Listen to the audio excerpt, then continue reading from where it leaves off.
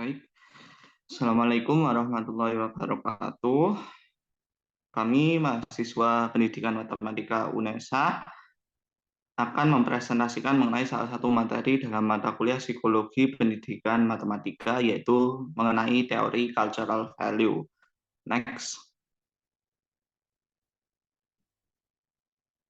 Kelompok kami terdiri dari ada Aprilia Ambarsari, saya sendiri Firdaus Yanuar, dan juga Aprisa Hidayat dengan NIM terakhir dapat dilihat secara berurutan yaitu 009, 083, dan juga 094.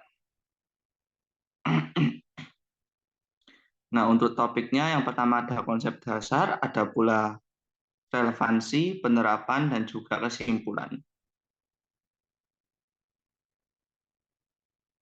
Nah, yang pertama ada bagian dasar teori, next. Nah, sebelum kita masuk dalam penjelasan di sini, kita perlu mengetahui bahwa apa itu nilai.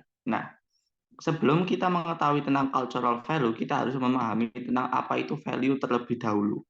Nah, value sendiri itu adalah sebuah ide bersama yang digunakan untuk menilai apa yang benar dan apa yang salah di dalam dunia ini. Tentunya kita tidak bisa mengatakan bahwa value atau nilai yang kita miliki itu sama seperti nilai yang dianut oleh orang lain.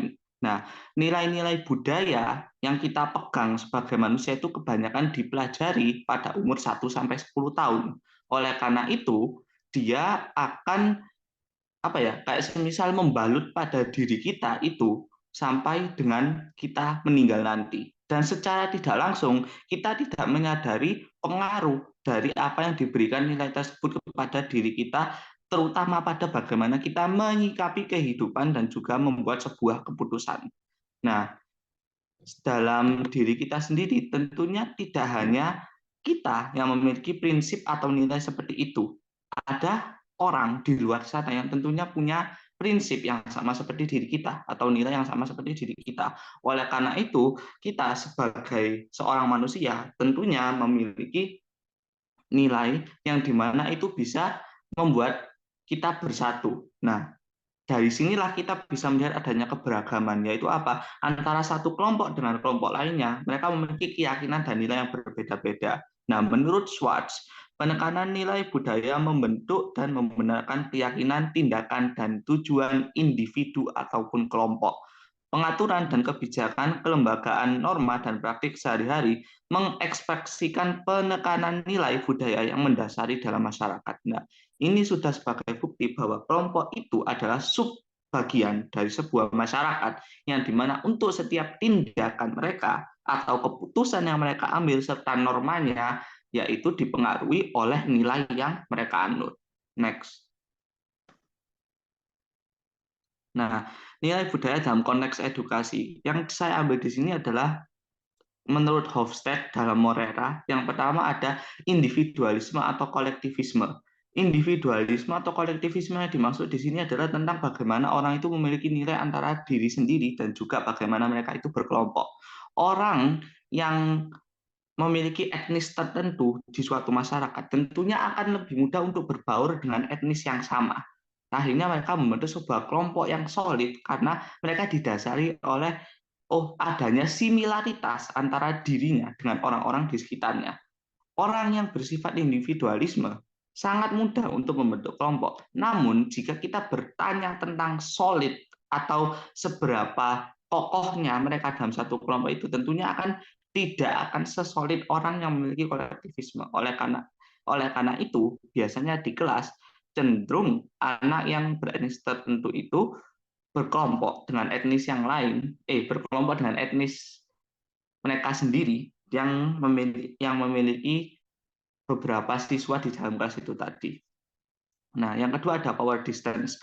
Power distance yang dimaksud di sini adalah tentang bagaimana guru ataupun siswa itu bisa mempengaruhi dalam pengelolaan suatu kelas. Yang dimaksud itu bagaimana power distance ini bisa kita lihat sebagai sesuatu indikasi yang mengindikasikan adanya teacher center atau student center.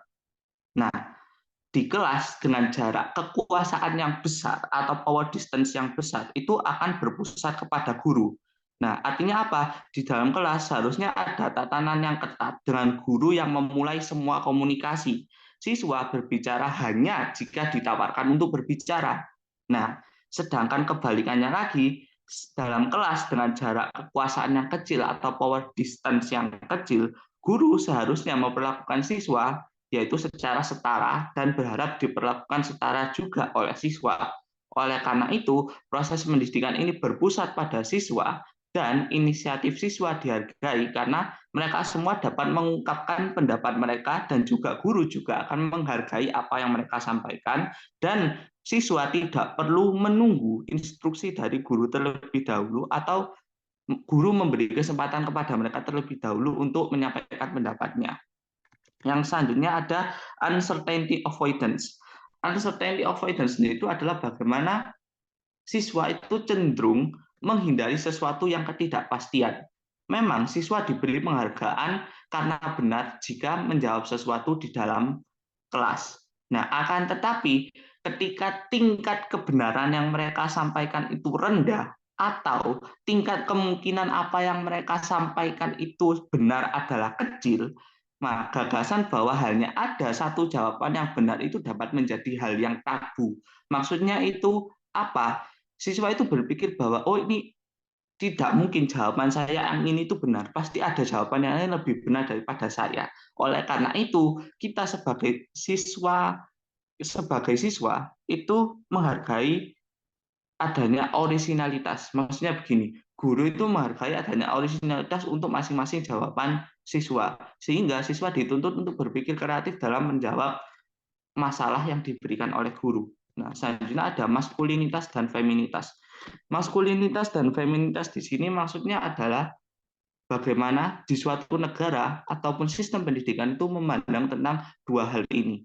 Ada perilaku yang dimana menurut maskulin itu bagus, tapi ia diejek dalam budaya feminim dan sebaliknya. Nah, oleh karena itu di sini sebagai cultural value untuk 4 nilai atau hal ini yaitu masing-masing memiliki penjelasannya masing-masing. Entah individualisme atau kolektivisme itu membuktikan tentang bagaimana kita berkelompok. Power distance itu tentang student center atau teacher center, yang artinya pengelolaan kelas itu berfokus kepada siapa. Uncertainty avoidance itu memperlihatkan tentang bagaimana siswa itu menghindari jawaban yang tidak pasti dan berpotensi untuk membuat mereka tidak benar dalam menjawab, serta maskulinitas dan feminitas ini menunjukkan bagaimana persepsi yang ada di dalam kelas tentang paham ataupun gender yang dimiliki oleh siswa. Next. Baik, berikutnya ialah relevansi dari teori socioculture. Next. Jadi relevansi dari teori budaya pada pembelajaran ini terdapat pada kurikulum yang terbaru, yaitu kurikulum Merdeka, Merdeka Belajar. Jadi dalam kurikulum Merdeka itu ada sebutan dengan namanya CRT atau Culturally Responsive Teaching, di mana pendekatan pembelajaran ini menggunakan pengetahuan sosial budaya, pengalaman, atau gaya kinerja peserta didik yang beragam untuk dapat menimbulkan pengalaman belajar yang bermakna.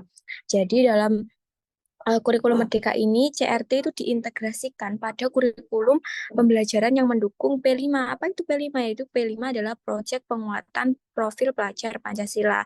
Jadi dalam CRT ini, guru itu misalkan membuat modul ajar atau pembelajaran, skenario pembelajaran harus mencantumkan CRT atau Culturally Responsive Teaching ini. Nah, itu adalah salah satu bentuk relevansi teori budaya ini.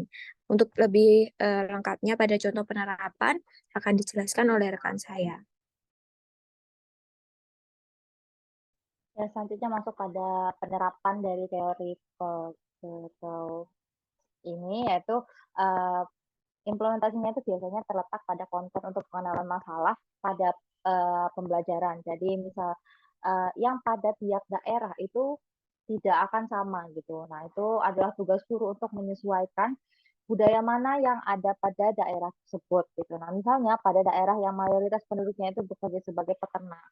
Nah, kita bisa menggunakan narasi yang akan dijelaskan di slide selanjutnya itu pada masalah materi bilangan bulat.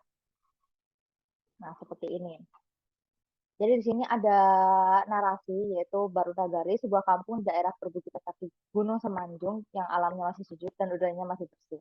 Mayoritas mata pencarian penduduknya adalah peternak sapi perah dan ada juga sebagai petani sayuran. Nah, ini sini ada narasi di mana bagaimana mereka melakukan pekerjaan mereka sehari-hari begitu. Nah, ini kan pada siswa itu akan merasa terhubung gitu karena mereka ini melihat hal ini setiap hari. Ketika mereka hendak ke sekolah, mereka melihat orang tua mereka atau tetangga mereka di sekitar rumah itu sedang melakukan pekerjaan ini. Jadi ini akan menjadi sangat bermakna. Itu akan menimbulkan pemahaman yang bermakna pada siswa gitu. Nah, nanti untuk soalnya itu dari konteks narasi yang ada di sebelah kiri ini nanti ada beberapa soal yang mungkin menjadi pertanyaan, yaitu pertama bisa saja kita menanyakan jarak waktu sapi diperah pertama ke waktu sapi diperah kedua kali dalam satu hari, karena di dalam narasi tersebut ada penjelasan kapan saja waktu sapi itu diperah gitu. Lalu yang kedua, berapa selisih susu yang dihasilkan pagi hari dan sore hari dari peternakan Pak Budi? Karena tadi waktu pemerahan sapi 2 kali, maka pastinya ada perbedaan susu yang dihasilkan pada pagi hari dan sore hari. Nanti itu juga bisa dicari oleh siswa gitu. Lalu, jika satu sapi menghasilkan 15 liter per harinya, maka berapa liter susu yang dihasilkan oleh peternakan Pak Budi setiap harinya? Buatkan metode matematika operasi hitungnya. Nah, ini nanti digunakan untuk apa ya untuk pemahaman siswa, yaitu cara memodelkan narasi ini menjadi operasi hitung gitu. Lalu yang keempat adalah beberapa pembiayaan yang dikeluarkan oleh Pak Budi untuk merawat kandang rumput dan pembelian pakan ternak tambahan dalam waktu 1 bulan. Ini juga nanti bisa dicari siswa pada narasi tersebut. Dan 1 bulan berapakah upah yang harus dikeluarkan oleh Pak Budi untuk para pekerjanya. Nah, begitu untuk materi ini. Sekian dari kelompok kami. Wassalamualaikum warahmatullahi wabarakatuh.